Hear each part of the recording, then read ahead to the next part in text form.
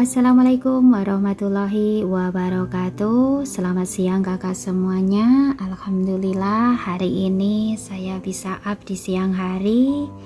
Dan kita langsung saja ke cerita selanjutnya. Selamat mendengarkan. Sean mengangguk setelah sekian tahun ia akhirnya bisa kembali menemui keluarganya tanpa kekhawatiran. Terima kasih Tuan, terima kasih. Kalau Anda butuh bantuan, jangan sungkan untuk menghubungi saya lagi. Tidak Sean, tidak akan ada misi lagi. Aku hanya mau menghabiskan sisa hidupku untuk memperbaiki hubungan yang rusak. Kurasa tatapannya bergeser pada buku yang tergeletak di atas rak. Inilah saatnya aku memikirkan keinginan orang-orang. Anda ingin mengabulkan keinginan yang mereka tulis di sini. Sean mengambil buku panduan Lois dan menyerahkannya kepada Rowan. Mata pria tua itu seketika berbinar mengamati tulisan sang cicit yang berantakan. Iya, dia sudah bersusah payah membuat ini. Aku harus mewujudkannya. Sembari tersenyum, Rowan mempelajari setiap halaman. Sesekali ia tertawa melihat kesalahan eja atau gambar di samping tulisan. Ketika ia tiba pada daftar yang ditujukan kepadanya, matanya menajam. Pergi ke toko mainan bersama kakek. Pergi ke pabrik coklat bersama kakek. Piknik bersama kakek.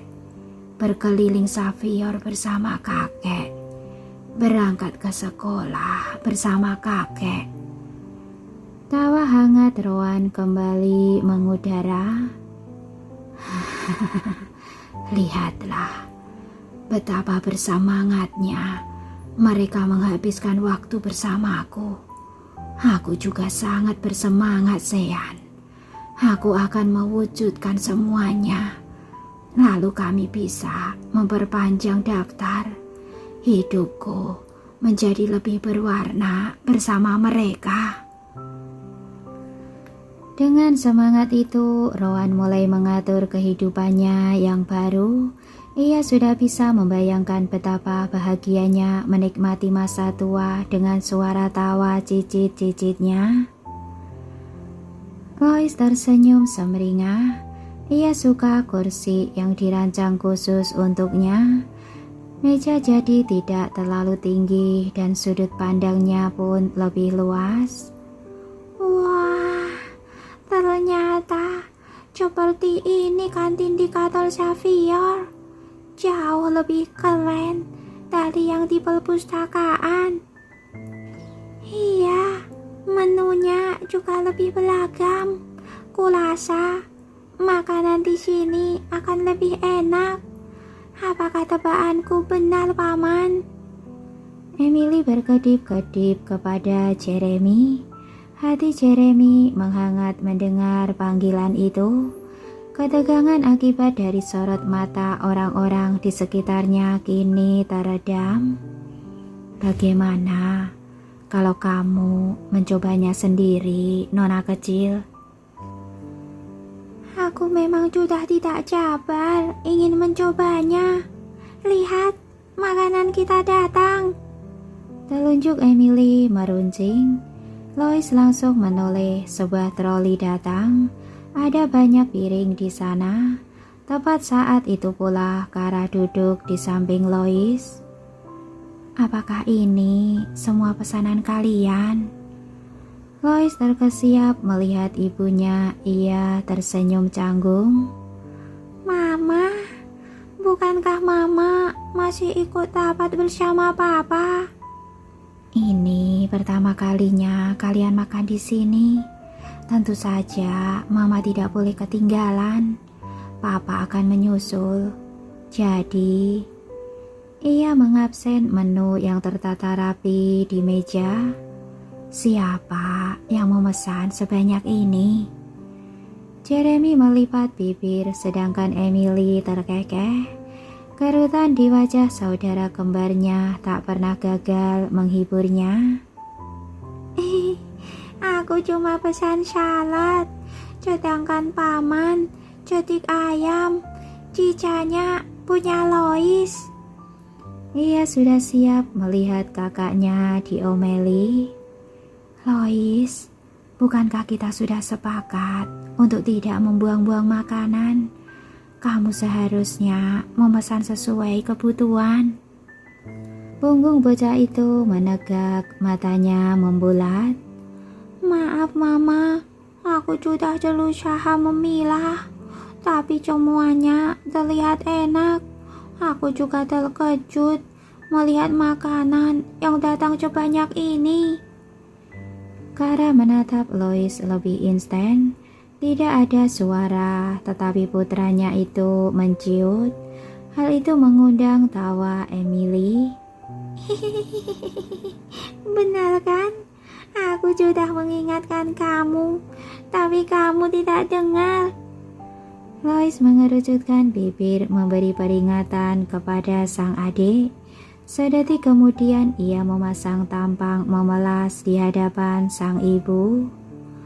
Tapi mama, aku janji tidak akan ada makanan yang terbuang. Aku sudah bekerja keras tadi. Otak dan perutku butuh acupan. Aku bisa menghabiskan semua ini. Itu akal-akalan Lois saja. Celetuk Emily sembari tersenyum simpul. Aku juga bekerja keras, tapi aku cuma pesan satu menu. Alis Lois kembali tertaut. Memangnya apa yang kamu lakukan? Aku sebenarnya bisa saja langsung mendesain, tapi kurasa hasilnya akan maksimal kalau aku belajar teori dasarnya dulu. Jadi, aku mempelajari semua tentang pembuatan baju. Otakku terasa penuh. Emily memegangi kepala dengan dua tangan mungilnya yang lucu. Sebelum perdebatan para balita itu memanas, Kara menengahi. Baiklah, karena kalian berdua sudah bekerja keras, kalian boleh makan sebanyak-banyaknya.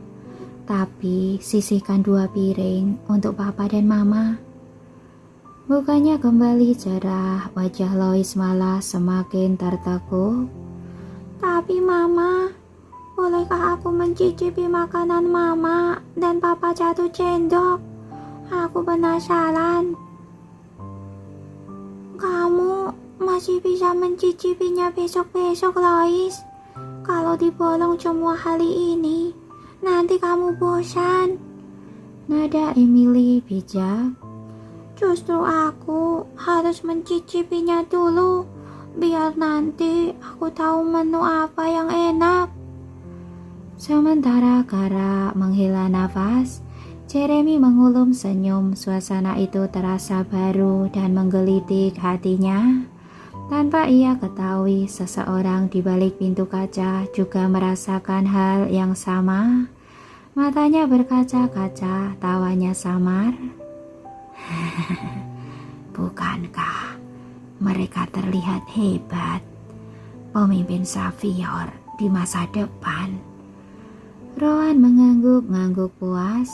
Sopir yang berdiri di sampingnya manggut-manggut tak tahu harus merespon apa. Lihatlah pakaian mungil itu. Begitu pas di badan mereka. Cicit-cicitku memang ditakdirkan untuk menjadi pebisnis papan atas. Sambil menggenggam pergelangan tangan di belakang pinggang, Rowan terus mengamati. Dadanya sesak oleh perasaan aneh. Sesuatu seperti tersangkut dalam tenggorokannya. Aku harus segera berdamai dengan mereka. Ada perlu apa kakek kemari? Keharuan seketika buyar sambil menegakkan pundak dan mendatarkan ekspresi. Rowan berbalik. Kenapa? Apakah aku tidak boleh berkunjung ke perusahaan cucuku sendiri? Hanya penasaran saja.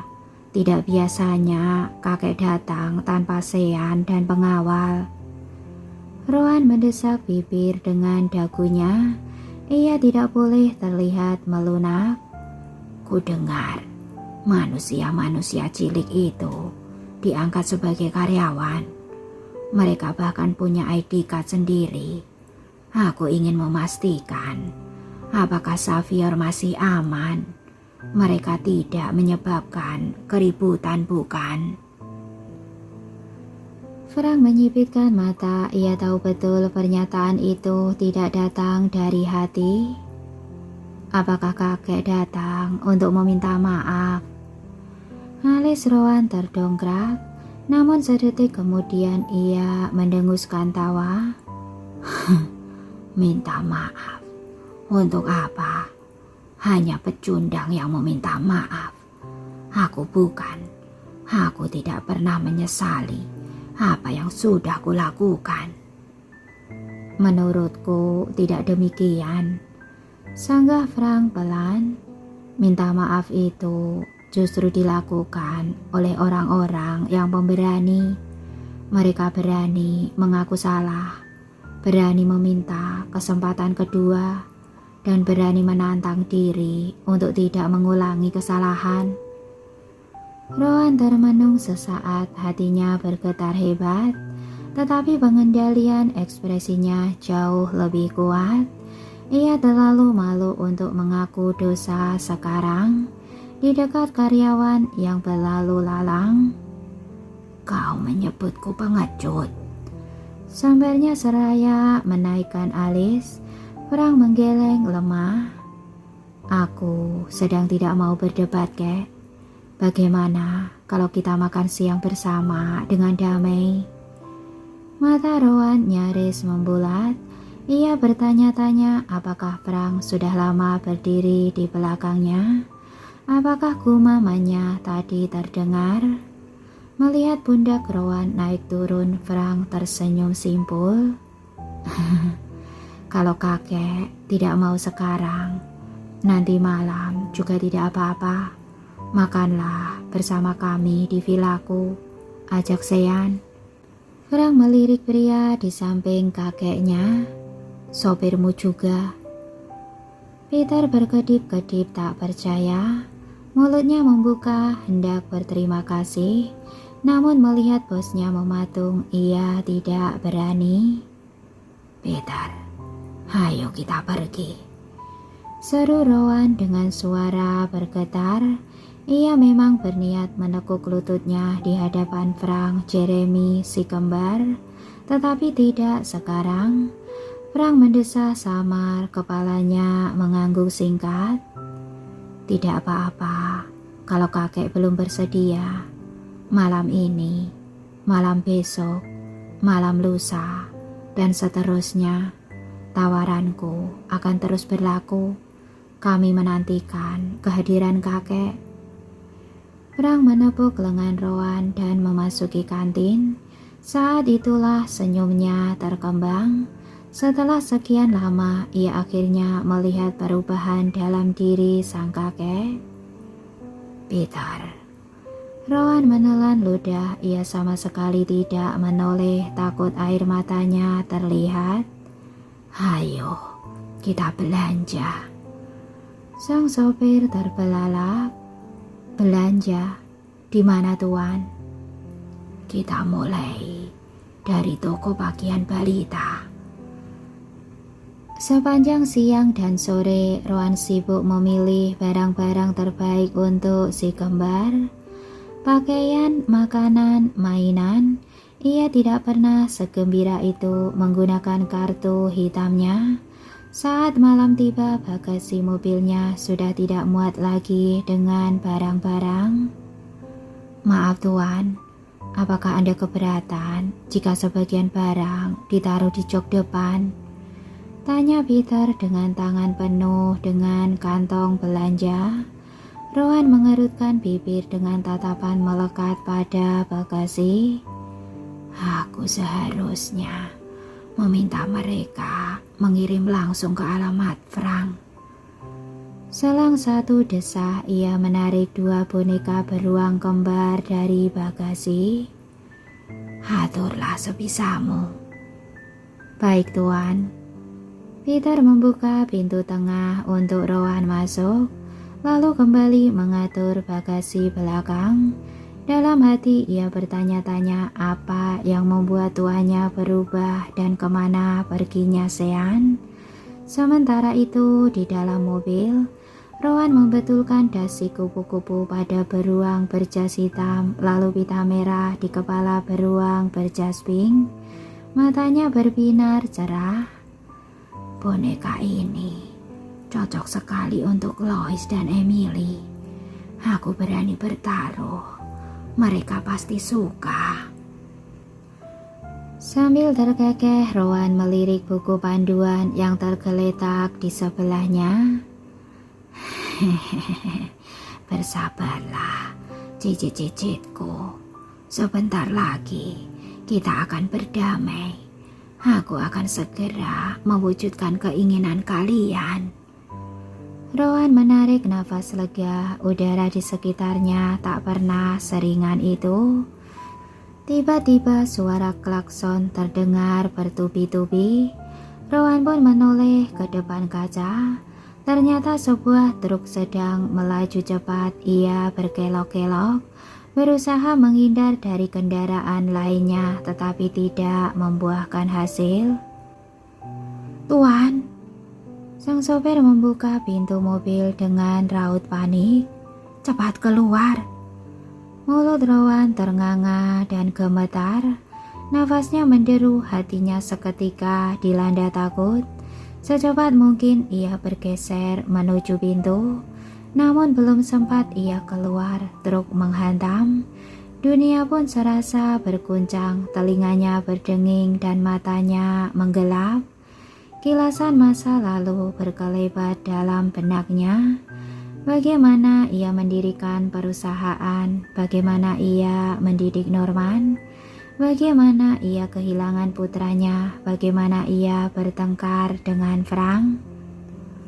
Ketika terbayang wajah Lois dan Emily, air matanya menitik. Selamat pagi, Tuan. Aku dan Emily sangat berterima kasih karena kamu sudah membeli kami beasiswa. Kami juga senang bisa datang ke acara yang keren ini. Karena itu, kami ingin membelimu hadiah. Kami baru membeli pensil warna, jadi kami memutuskan untuk membelikan gambar pertama kami kepadamu. Dada Rowan mulai terasa nyeri. Ia ingat betul telah menolak hadiah itu. Itu untuk Tuan baik hati, karena dia sudah mentraktir kita makan siang. Kita juga harus mentraktirnya es krim. Terima kasih banyak Tuan baik hati. Nanti kalau kami mendapat rezeki, kami pasti akan mentraktir Anda. Paru-paru Rowan seakan terjerat duri. Ia ingat betul telah mencibir niat baik balita-balita itu. Kemarilah kakek baik hati, duduk di sini. Kami tidak punya banyak teman di sini, jadi kedatanganmu sangat berarti bagi Lois. Emily benar, aku senang ada orang yang peduli padaku. Terima kasih Tuan Besar Harper, kau memang orang yang baik. Senyum itu, ucapan manis itu, mengapa baru sekarang ia takut tidak bisa menjumpai mereka lagi? Potongan kue ulang tahun harus dibagikan kepada orang-orang spesial terlebih dahulu, karena kakek adalah kakek buyut kami. Kakek juga dapat. Kakek adalah kakek terbaik di dunia. Dan apakah kakek tahu? Nyonya Bel membeli kami voucher berbelanja gratis di toko mainan. Kita bisa pergi ke sana bersama nanti. Air mata Rowan semakin deras, nafasnya tersendat-sendat. Ia belum pernah merasakan ketakutan yang sekelam itu. Ia sungguh tidak mau pergi.